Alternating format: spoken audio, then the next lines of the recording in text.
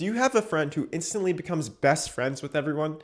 Like, even just after a few minutes of meeting someone completely new, they're joking around and it's almost like they've known each other forever?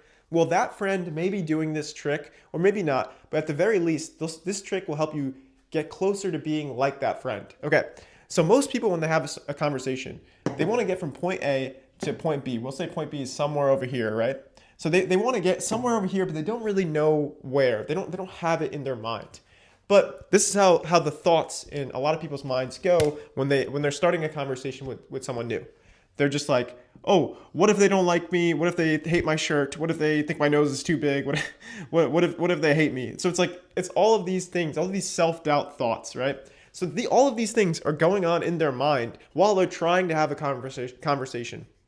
As you can imagine, having all of these thoughts is going to make having a conversation pretty tough, because a conversation is words. So if you have all of these words in your mind, this will slow you down from having a meaningful conversation.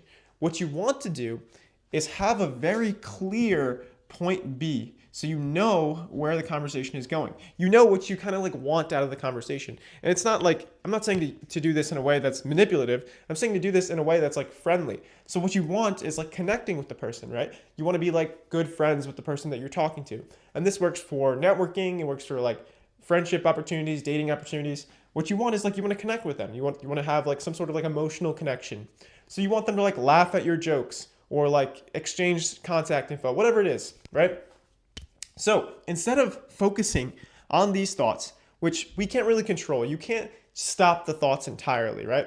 Like if I were to tell you, don't think of an elephant, you probably immediately thought of an elephant, right? So we can't just stop the thoughts. That's not what we can do. But what we can do is focus on something positive to kind of like counteract the thoughts. So focusing on something positive is visualization. You visualize it going well in your head. So I'll give you an example. When I perform stand-up comedy, or even when I make these videos, I'm visualizing the viewer like watching the video and like actually getting something positive out of this.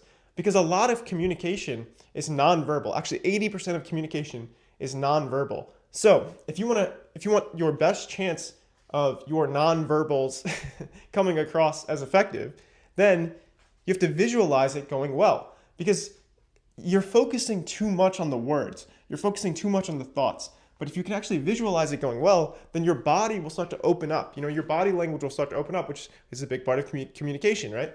So you visualize it going well. So it's like, if it's like, I don't know, at a networking opportunity, you visualize like getting their business card. Or if you're performing, you're visualizing the audience laughing at your jokes. So what will it look like if you have this point B? Now, instead of like not really knowing where you're going, you'll still have the doubts, right? You'll still like think like, oh, what if they don't like me? What if they don't like my shirt? Whatever it is, right? You'll still have the doubts, but you'll get a lot closer to where you want to be, because now you have a direction of where you should go. And don't take this just from me. There's this book called Psycho-Cybernetics that has helped thousands of people, and it's on this concept. It's on the concept of visualization. It's on the concept of self-image. Because if you can visualize things going well, if you have this self-image of yourself actually communicating effectively, then your body will react in a way that will help you communicate effectively, or at least give you the best chance to do so. So this will take time. It'll take practice, because the more you do it, the less loops there will be. And the more it'll feel like a habit. Like when you brush your teeth, right? You're not thinking about like, okay, I need to move the toothbrush left and then right and left and right. No, you just do it because you've done it so many times. And the more you practice this, the easier it gets. The easier you just start to see this visualization as like part of your conversations. You start to see things going well. It's like just part of your interactions. And the more you do it, the easier it gets, the better your life just becomes, the better your conversations become, because so much of your life is dependent on your relationships. So if you can have really effective communication skills and have great relationships, life just becomes so much better. So it's so important to practice this, because your life is kind of dependent on it, because your relationships are dependent on it. And listen, I'm not saying it's easy. It's not going to be easy to like consistently start conversations with new people, visualize it going well, and practice over and over again. It takes time and effort. But even though it won't be easy, it will be worth it. Life's not easy, but it's worth it. Take care.